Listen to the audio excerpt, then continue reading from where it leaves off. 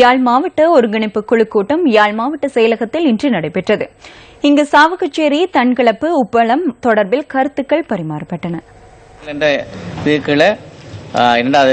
நாங்கள் ஒரு முடிவு கொடுக்க வேணும், ஆரம்பிக்கிறதா இல்லையான்ற ஒரு முடிவு கொடுக்க வேண்டி இருக்கு. 14ஆம் ஆண்டு அவர்கள் முதலமைச்சர் அவர்களுக்கு விண்ணப்பித்து அவர்களுக்கு அந்த அனுமதி, அந்த 200 ஏக்கருக்கு அவர்களுக்கு வழங்குவதற்கு அனுமதி கொடுக்கப்பட்டது. அவர்கள் அதே 2015ஆம் ஆண்டு செய்கிறதுலேயும் சில பிரச்சனை இருந்ததால் இப்போ செய்ய ஒழிக்கிறார்கள்.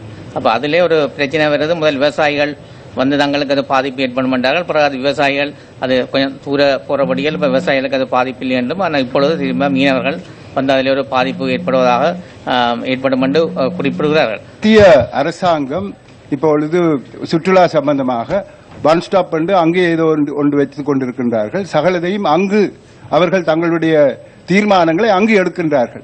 எங்களோடு எந்த விதமான கலந்து ஆலோசிப்பும் நடைபெறுவதில்லை. எங்களுடைய மக்களுக்காக நாங்கள் செய்கின்றோம் என்பதற்காக அதையெல்லாம் செய்வது சரி.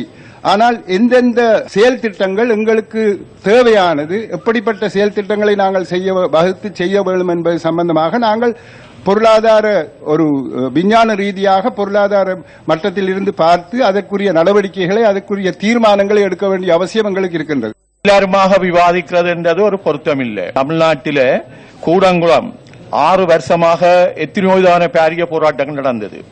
ஒரு சந்தர்ப்பத்தில் அப்துல் கலாம், அவரை விட விஞ்ஞானிகள் வேறு யாரையும் நாங்கள் தேடி பிடிக்கலாம் எனக்கு தெரியாது, அவர் சொன்னது அது பாதுகாப்பானது, இன்னும் தேவையானால் we take what are the steps to 45. இப்ப என்ன நடந்திருக்க திட்டத்துக்கு பக்கத்தில் ருஷ்யாவோட 2 மேலதிகமாக அதே மாதிரியான உலகள் அங்கீகரிக்கப்பட்டிருக்கு. அதபடியால் நாங்கள் எல்லாரும் விஞ்ஞானிகளாக மாறிவிடுறதுதான் ஆபத்தான விடயம். திரு சம்பந்தன் அவர்களுக்கும் ஒரு முறை சொன்ன நான், சம்பூர் பிரச்சனை இப்படியா நாங்கள் எங்களுக்கு இன்றைக்கு அதுவும் வளர்ந்து வர்ற உலகத்தில இதே போன்ற பல பிரச்சனைகள், அணுவால் ஏற்படுற பிரச்சனை எல்லாம் ஆராயப்படாமல் இல்லை.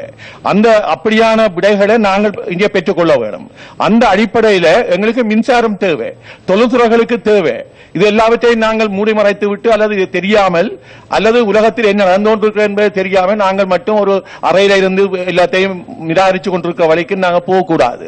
இதேவேளை வலிகாமம் நடேஸ்வரா கல்லூரியின் ஆரம்ப விழாவிற்கு தனக்கு அழைப்பு விடுக்கப்படவில்லை என ராஜாங்க அமைச்சர் விஜயகலா மகேஸ்வரன் குறிப்பிட்டார். அந்த பள்ளிக்கூடத்துக்காக எதிர்கட்சியில இருக்கேன், ஆளுங்கட்சியில இருக்கேன், நான் பலமுறை பாராளுமன்றத்தில் குரல் கொடுத்திருக்கிறேன். இதற்காக அதுக்குரிய எஜுகேஷன் மினிஸ்டரோட வச்சிருக்கேன். நீங்கள் எங்களை ஒருதலை பட்சமா பழி வாங்கி இருக்கிறீங்க அந்த பள்ளிக்கூட திறப்பு விழாவில்.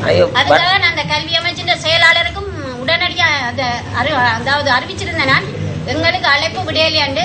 ஆனா இதே மாதிரியான வேலையெல்லாம் நீங்க இப்படி செய்யக்கூடாது என்று சொன்னா, நல்லாட்சி அரசாங்கம், தேசிய அரசாங்கம் எல்லா கட்சியும் இருந்துதான் இதுல நாங்க செய்து கொண்டிருக்கிறோம்.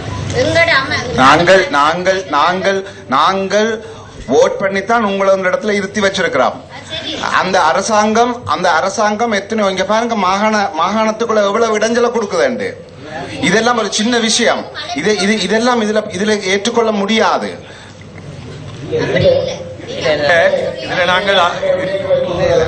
நாங்க தமிழ் மக்கள் ஓட் பண்ணித்தான் இதுக்கு அரசாங்கம் என்றதே வந்தது, அதுவும் தேசிய கூட்டமைப்பால.